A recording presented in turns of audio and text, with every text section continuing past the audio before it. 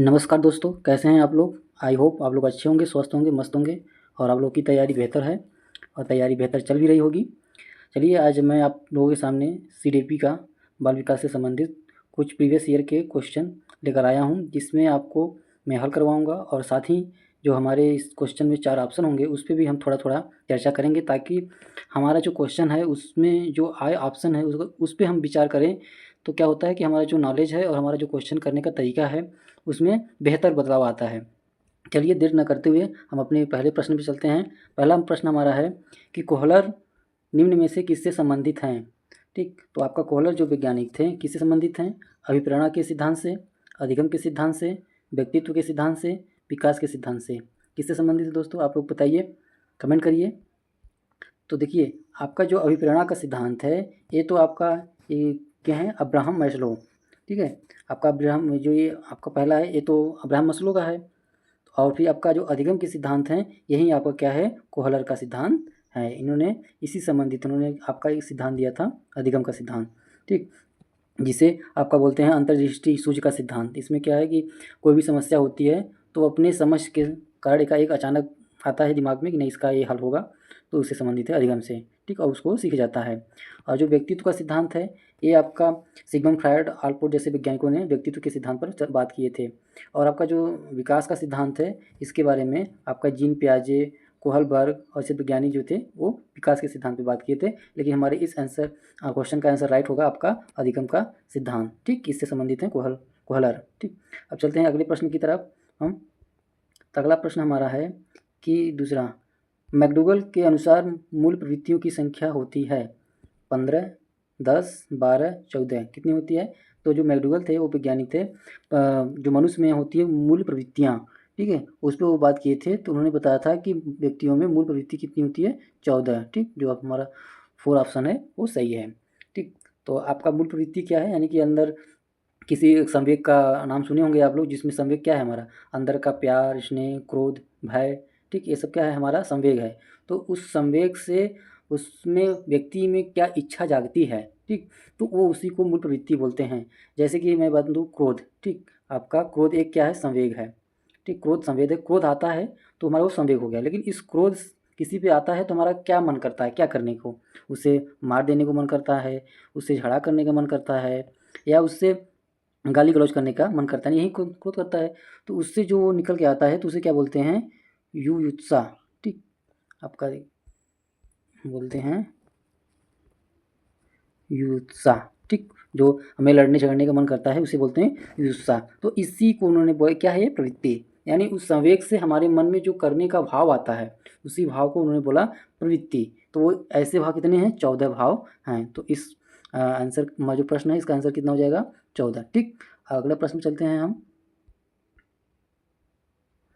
अगला प्रश्न हमारा है ये, ठीक, कि मानसिक उद्वेलन प्रतिमान का प्रयोग निम्न में से किसके शिक्षण हेतु किया जाता है। ठीक, तीसरा हमारा क्या है, जो मानसिक उद्वेलन प्रतिमान का प्रयोग है निम्न से किसके शिक्षण हेतु किया जाता है।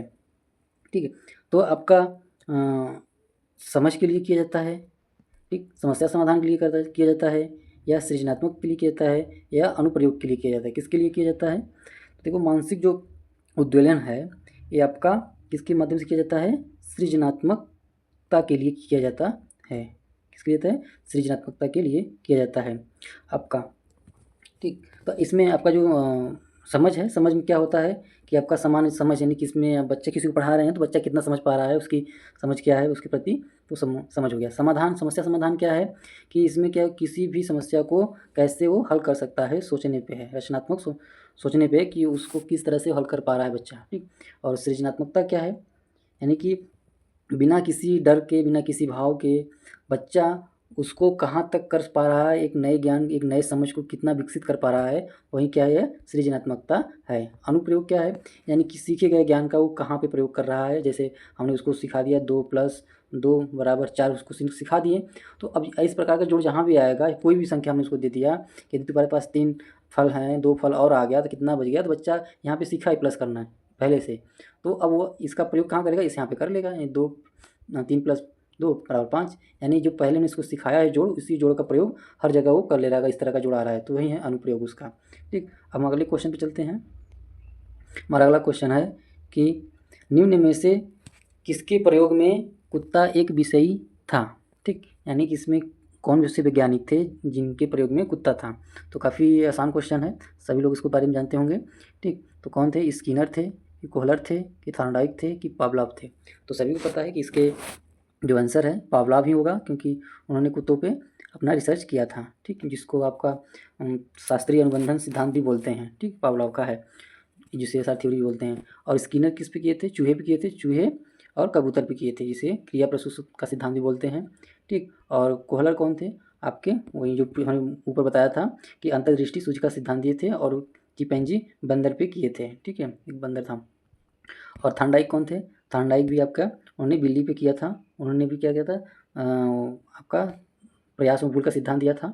ठीक, बाकी हमारे इस आंसर जो होगा इसका आंसर 4 होगा, पावलोव। ठीक, फिर हम अगले क्वेश्चन पे चलते हैं, 5वां, कि आपका मौलिकता, नम्यता तथा प्रवाह निम्न में से किसके घटक हैं। ठीक है, मौलिकता, नम्यता तथा प्रवाह निम्न में से किसके घटक हैं। तो हमारे 4 ऑप्शन हैं, बुद्धि से है, अभिप्रेरणा से है, व्यक्तित्व से है और सृजनात्मकता से है, किससे है।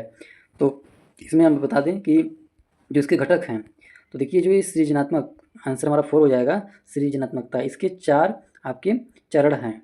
ठीक है, जो सृजनात्मकता के 4 चरण होते हैं, तो कौन कौन से होते हैं। देखिए इसमें मौलिकता तो आपका पहले ही दिया है, नम्यता भी पहले से दिया है, प्रवाह पहले से ही दिया है। हमारा एक क्या छूट गया है आपका, ठीक, इसमें आपका छूटा है वो विस्तार। ठीक, ये आपका विस्तारण छुड़ा हुआ है।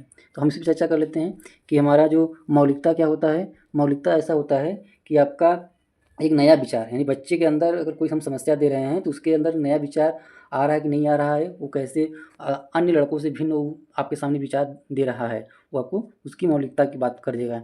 नम्यता क्या होता है या लचीलापन क्या होता है, यानी कि एक ऐसा उदाहरण आप उस बच्चे को दे रहा है, जैसे कि हमने दे लिया कि जो मकान होता है किससे बनता है, तो बच्चा अपना ईंट, सरिया और सीमेंट जैसे बहुत सारे क्वेश्चन का जवाब देगा। तो अब यहाँ पे क्या है, तो अब देखो ये क्या मकान किससे बनता है, ईंट सरिया देगा। फिर हमारा जो ईंट है कहाँ कहाँ प्रयोग होता है, मकान बनाने में, सड़क बनाने में, नाली बनाने पे, यानी इस तरह के आपके जो क्वेश्चन का जो आंसर वो अलग अलग देगा। तो उसमें क्या है, विचार उसके अलग अलग आ रहे हैं, तो अलग अलग विचार जब आएगा तो वहाँ पे नम्यता कहलाता है। प्रवाह क्या है, यानी प्रवाह उसकी बात करता है कि यानी कि प्रवाह, ये प्रवाह क्या है कि यानी एक समय में बच्चा कितनी बार में संख्या, यानी 2 बार, 5 बार कि 6 बार, कितने ऑप्शन आपके सामने रख रहा है कि सर जी ये हो सकता है, सर जी ये हो सकता है, सर ये हो सकता है, यानी कि एक समय में कितनी बार वो प्रश्नों को आप के जवाब को उत्तर देने में सक्षम है कई प्रकार से। ठीक, जितनी तीव्रता से वो प्रश्न देगा, क्योंकि देखिए आपकी क्लास में बच्चे होते हैं जो कि एक ही प्रश्न को या किसी क्वेश्चन करिए तो वो बहुत तेज़ बताता है कि सर ये होगा, ये होगा, ये होगा, हो गया। तो यही इसका प्रभाव है, जितना तेज़ वो देगा उसकी प्रभाव कहलाती है। ठीक है, और विस्तारण क्या कहलाता है आपका, जो लास्ट में बताया था, जो 4 भाग होते हैं सृजनात्मकता के, जो विस्तारण होता है ये क्या है कि जो आपका बच्चा क्वेश्चन बताया है पूरा, ठीक, उसमें से एक बढ़िया सा कैलकुलेशन निकाल के एक निश्चित प्रश्न के हल पे आ जाता है, तो वही क्या उसका विस्तारण हो जाता है, उसका विस्तार पूर्वक वो हल निकाल लेता है, तो वह है विस्तारण। ठीक, अब चलते हैं अगले क्वेश्चन पे हम। बाकी इस पे बात करें बुद्धि का, तो बुद्धि क्या है कि सोचने समझने की क्षमता है। ठीक, अभिप्रेरणा क्या है, ये क्या आपका आंतरिक भाव होता है, यानी बच्चा अंदर से कितना जागरूक है सीखने के लिए, कितना प्रेरित है, अभिप्रेरणा हो गया। व्यक्तित्व क्या है, यानी किसी व्यक्ति के व्यवहार और उसके संपूर्ण नज़रिए को बताता है, तो ये व्यक्तित्व हो गया। ठीक, बाकी हमारे इस प्रश्न का आंसर हो जाएगा सृजनात्मकता। ठीक, अगले क्वेश्चन पे चलते हैं। ठीक, 6वां हमारा क्वेश्चन है कि युत्सा क्या है। देखिए हमने ऊपर ही बता दिया था आपको, ठीक, तो यहाँ पे प्रश्न आ गया, युत्सा क्या है। आपका ऑप्शन है मूल प्रवृत्ति है, चिंतन है, कल्पना है, संवेग है, क्या है। तो हमने बताया था कि जो युत्सा क्या है, मूल प्रवृत्ति है। ठीक, जो हमारे संवेग से जो कार्य करने की इच्छा जागृत होती है, तो उसी को बोलते हैं युत्सा। ठीक, तो क्या आपका राइट आंसर हो जाएगा पहला, क्या ये मूल प्रवृत्ति है। ठीक, बाकी चिंतन क्या है, यानी किसी भी सवाल पे, किसी भी सब विषय पे सोचने समझने का है। कल्पना क्या है, यानी किसी समस्या के लिए कल्पना करना कि हाँ ये हो सकता है, ये हो सकता है। जैसे कोई बच्चों को बोल दो कि कल्पना करो यदि जल ना हो पृथ्वी पे तो क्या होगा, तो बच्चा कल्पना करेगा कि जल नहीं होगा तो क्या होगा। संवेग क्या, देखिए संवेग बाद आ गया, संवेग क्या है, हमारे अंदर का जो भाव है, जैसे आपका क्रोध हो गया, ठीक, स्नेह हो गया, प्रेम, ठीक, डर हो गया, भय हो गया, ये सब क्या है, हमारे संवेग, हमारे अंदर भाव उससे उत्पन्न होते हैं। अब वो भाव से क्या होता है, आपका वृत्ति उत्पन्न होती है। तो ऐसे वो कितने बताए थे आपके मैकडूगल ने, 14 मूल वृत्ति बताए थे। ठीक, अगले क्वेश्चन पे चलते हैं हम। हमारा अगला क्वेश्चन है, बालकों के सामाजिक विकास को प्रभावित करने वाले तत्व हैं। ठीक, जो बालक का सामाजिक विकास होता है उसे प्रभावित करने वाले कारक कौन हैं? आर्थिक, वंशानुगत, शारीरिक, सामाजिक, परिवेशजन्य तत्व। तो कौन हो सकता है? तो देखिए इसमें बात किसकी कर रहा है, बालक के सामाजिक विकास। ठीक, यदि हम आर्थिक तत्व की बात कर ले तो आर्थिक तत्व तो होगा नहीं, क्योंकि आर्थिक का मतलब हो गया पैसा। ठीक, आर्थिक का मतलब पैसा, संसाधन। ठीक, ये हो गया। तो अब ये क्या है कि केवल इसमें पैसा और संसाधन से बच्चे का सामाजिक क्या वो प्रभावित नहीं हो जाएगा, क्योंकि पैसा संसाधन सुख सुविधा से संबंधित है, तो ये तो कट जाएगा, नहीं होगा। वंशानुगत तत्व। ठीक, वंशानुगत की बात करें तो ये क्या होता है, एक जेनेटिक चीज़ें होती हैं, तो इससे क्या होता है कि बच्चे की शारीरिक बनावट, ठीक, वृद्धि विकास, ठीक, और उसके बुद्धि विकास, ठीक, इससे संबंधित, यानी कि जेनेटिक चीज़ें परिवर्तन होती है, सामाजिक से उससे उसका कोई लेना देना नहीं है। ठीक, तो यानी एक तरह से ये भी ऑप्शन कट गया, ये भी कट गया। शारीरिक तत्व, शारीरिक तत्व क्या है, यानी कि बच्चा का शारीरिक बनावट क्या है, ठीक, स्वास्थ्य कैसा है, ये सब चीज़ें आ जाती हैं, तो ये भी आपका नहीं होगा। तो लास्ट बचा कौन, 4 ऑप्शन, यानी सामाजिक परिवेश जन्य, यानी कि बच्चा समाज, जिस समाज में रह रहा है, जिस समाज में जन्म लिया है, वो उसी समाज की जो भी नियम कानून होते हैं वही वो सीखता है। जैसे कि आप लोग देखे होंगे कि अगर कोई बच्चा अलग क्षेत्र की, क्षेत्रीय भाषा होती है, यदि वहाँ पे जन्म लिया है तो वहाँ का क्षेत्रीय भाषा बोलता है, वहाँ का रहन-सहन सीखता है। ठीक, वहाँ का ही सब कुछ वो जानता है। ठीक, तो सबसे बड़ा कारक जो होता है समाज का प्रभावित करेगा, सामाजिक परिवेश जन्य, यानी उसके आस-पास का क्षेत्र ही ज़्यादा प्रभावित करेगा। तो राइट आंसर 4 हो जाएगा। फिर हम अगले क्वेश्चन पे चलते हैं। 8वां क्वेश्चन हमारा क्या है? 8वां क्वेश्चन हमारा है आपका, शारीरिक विकास का एक प्रमुख नियम निम्न में से कौन सा है? ठीक, तो शारीरिक विकास का एक प्रमुख नियम, यानी यहाँ पे हमें क्वेश्चन पढ़ना है शारीरिक विकास, यानी उसके शारीरिक विकास की बात कर रहा है। ठीक है, तो कौन सा है? मानसिक विकास से भिन्नता का नियम, कल्पना और संवेगात्मक विकास के संबंध का नियम, द्रुतगामी विकास का नियम, अनियमित विकास का नियम। तो कौन हो सकता है? तो ठीक, तो हम देखते हैं कि इसमें प्रश्न क्या है हमारा, शारीरिक विकास का एक प्रमुख नियम निम्न में से कौन सा है? ठीक, शारीरिक विकास की बात कर रहा है। तो जो मानसिक विकास से भिन्नता का नियम, यानी शारीरिक विकास में तो आपका वो तो आएगा, आपका मानसिक भी आएगा, शारीरिक भी आएगा, ठीक, सब कुछ आएगा। तो इसका भिन्नता नियम ये तो होगा नहीं। ठीक, हमारा है कल्पना और संवेगात्मक विकास से संबंध का नियम। ठीक, तो ये भी नहीं होगा, क्योंकि आपका ये कल्पना संवेग किसी मानसिक का ही एक दूसरा रूप दे दिया, तो नहीं, ये भी नहीं होगा, सब एक दूसरे के पूरक हैं, तो ये भी कट गया। द्रुतगामी विकास का नियम, यानी कि आपका ये राइट आंसर 3 वाला। ठीक, द्रुतगामी, ये आपका नियम विकास का नियम, शारीरिक विकास का नियम पढ़ेंगे तो उसमें आता है कि जो बालक होता है शैशवावस्था में, शैशवावस्था से लेकर किशोरावस्था में क्या होता है, उसका विकास बहुत तेज़ी से होता है। ठीक, तो ये आपका द्रुतगामी का विकास नियम है। ठीक, और उसी का प्रमुख नियम भी है। और अनियमितता का सिद्धांत, यानी कि जो शारीरिक शारीरिक विकास होता है ये गलत है। ठीक, अनियमित विकास नहीं होता, विकास एक चरणबद्ध तरीके से होता है। ठीक, विकास क्या होता है, चरणबद्ध होता है सभी जीवों में। ठीक, तो ये हमारा सभी ऑप्शन ये भी कट गया, ये कट गया, यानी ये तीसरा से बचा, तो हमारा तीसरा ऑप्शन है वही शारीरिक विकास का प्रमुख नियम है। ठीक, अगला क्वेश्चन पे चलते हैं हम। 9वां क्वेश्चन है, निम्नलिखित में से कौन सा विकास का सिद्धांत नहीं है? देखिए हम हमेशा बार बार कहते हैं क्वेश्चन पे पूरा पढ़ा करिए, क्वेश्चन कितना भी बड़ा क्यों ना हो उसे आप क्वेश्चन को पूरा पढ़ा जाता है। इसमें जो है कौन सा विकास का नहीं है? ठीक, तो पहला है अनुकूलित प्रत्यावर्तन सिद्धांत, समान प्रतिमान का सिद्धांत, परस्पर संबंध का सिद्धांत, निरंतर विकास का सिद्धांत। तो बताइए कौन सा इसमें विकास का सिद्धांत नहीं है? ठीक, तो देखते हैं हम लोग। देखिए पहले अब कौन कौन से उसके उत्तर नहीं हो सकते या हो सकते हैं, इस पर विचार करिए। तो देखिए अनुकूलित प्रत्यावर्तन का सिद्धांत, यानी कि आपका देखिए ये जो पावलाव का है सिद्धांत उससे संबंधित है। पावलाव का जो शास्त्रीय संबंधन सिद्धांत है, यानी कि एसआर थ्योरी, यूसीएस थ्योरी है कंडीशनल, जिसमें कि घंटी बजाकर कुत्ते को खाना दिया जाता था, तो फिर जब घंटी बजती थी तभी उस पर क्या आ जाता था, लाट पकड़ने लगती थी, तो वो उसी का भाग है, यानी ये तो नहीं होगा। ठीक, विकास, क्योंकि ये विकास का सिद्धांत नहीं ये पूछ रहा है, तो यही यानी कि राइट आंसर यही हो जाएगा। जब यही नहीं है तो यही आपका उसका आंसर हो जाएगा। ठीक है, देखिए हम भी गलत करने जा रहे थे, हमने सोचा विकास का सिद्धांत है, तो इसलिए आप इस पर ज़रूर फोकस करिए कौन है कौन नहीं है। ठीक, यानी यही नहीं है तो यही गलत हो गया, यही सही हो गया। बाकी समान प्रतिमान का सिद्धांत, यानी सभी जीवों में क्या है, उस प्रजातियों में एक समान से विकास होता है। ठीक है, जैसे कि आपका जो बच्चा है, सभी मानव जाति में जो बच्चा पैदा होता है तो क्या होता है, सभी बच्चे शुरू में घुटनों के बल चलना शुरू करते हैं, चाहे वो किसी भी जाति धर्म का हो। ठीक, और जैसे गाय का बछड़ा है, ठीक, तो वो जन्म लेता है, जन्म के तुरंत बाद आपका 2-3 घंटे में ही अपने चारों पैरों पे खड़ा हो जाता है। तो उसी प्रकार से चाहे शेर हो, चाहे बाघ हो, चाहे कोई हो, लोमड़ी हो, सियार हो, कोई भी हो, वो जन्म के तुरंत बाद क्या होता है, 4 पैरों पे खड़ा हो जाता है। यानी सभी जो जाति होते हैं अपनी जाति में समान तरीके से विकास करते हैं। ठीक, बाकी परस्पर संबंध का सिद्धांत, यानी कि ये भी आपका परस्पर सिद्धांत क्या कहता है कि जो शारीरिक मानसिक विकास है, ठीक, शारीरिक हो गया, मानसिक हो गया और विकास हो गया, एक समान से होता है, ऐसा नहीं कि अलग अलग होता है। ठीक, चाहे वो किसी भी जीवधारी का हो। निरंतरता का सिद्धांत क्या कहता है, यानी कि जो विकास है वो क्या होता है, गर्भावस्था से क्या होता है, निरंतर जीवन पर्यंत चलता रहता है। तो इसी ये निरंतरता का सिद्धांत यही कहता है कि बच्चा का या किसी भी जीव का जो विकास है गर्भाधान से लेके जीवन पर्यंत चलता है। और इसमें इस बात का ध्यान रखिएगा कि कभी कभी ऑप्शन में दे देता है जन्म से जीवन पर्यंत। ठीक, जन्म से जीवन पर्यंत, तो आपको ऑप्शन तुरंत आ जाएगा कि हाँ जन्म से जीवन पर्यंत। तो आपका इस बात का ध्यान रखिएगा कि जो विकास जो है वो गर्भाधान से शुरू होता है। ठीक, गर्भाधान से शुरू होता है और जीवन पर्यंत चलता है जब तक वो जीव मर नहीं जाता है। तो इस बात का ध्यान रखिएगा, कहीं भी ऑप्शन में आए कि जन्म से जीवन पर्यंत तक, तो उसको गलत मानिएगा, गर्भाधान से होता है। ठीक, अगले क्वेश्चन पे चलते हैं। 10वां क्वेश्चन हमारा क्या कह रहा है कि विकास के परिणाम स्वरूप नवीन विशेषताएं और नवीन योग्यताएं प्रकट होती हैं, यह कथन दिया है। ठीक, तो अब देखिए कथन है तो इसमें तो एक फैक्ट चीज़ें पूछे, यदि आपको याद रहेगा तभी आपको मारिएगा, क्योंकि इसमें तो तुक्का या सोचने विचारने की कोई बात ही नहीं है। तो इसका जो है, इसके जो प्रतिपादक थे, इन किसने कहा था, ये हार्लॉक। ठीक, जो हार्लॉक हैं उन्होंने कहा था कि विकास परिणाम स्वरूप नवीन विशेषताओं और नवीन योग्यताएं प्रकट करके आती है। केवल विकास में क्या है, वृद्धि ही नहीं होती है। ठीक, केवल वृद्धि ही नहीं होती है उसमें, बल्कि नए ज्ञान, नई क्षमताएं होती हैं। ठीक, बाकी जो आपके जो गेसल हैं उन्होंने परिपक्वता पे विशेष ध्यान दिया था। ठीक, परिपक्वता,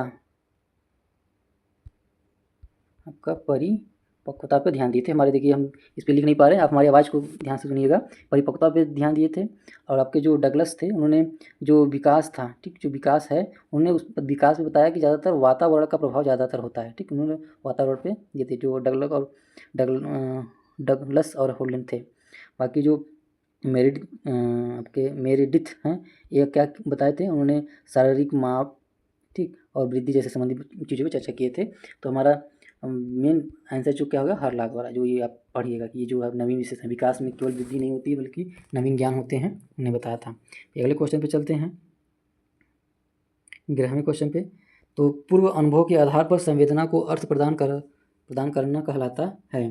तो अब देखिए इसमें पूर्व अनुभव के आधार पर संवेदना को अर्थ प्रदान करना, यानी कि जो हमारी जो संवेदना होगी, जो उसको पूर्व अनुभव, यानी कि संवेदना का मतलब क्या है, उसको अर्थ बताने का मतलब क्या है, यानी कि हमारा जो पीछे हमने ज्ञान सीखा है या बच्चा जो पहले से ज्ञान सीखा हुआ है, वो उस ज्ञान के आधार पर प्रेजेंट में जो चीज़ें दिख रही हैं उसको बता पा रहा है कि नहीं पा रहा है, उससे संबंधित है। तो क्या हमारा ऑप्शन हो सकता है, ऑप्शन ए कल्पना, 2 चिंतन, 3 स्मृति, 4 प्रत्यक्षीकरण। ठीक, तो क्या हो सकता है उत्तर हमारा। तो देखिए इसमें क्या है, कल्पना।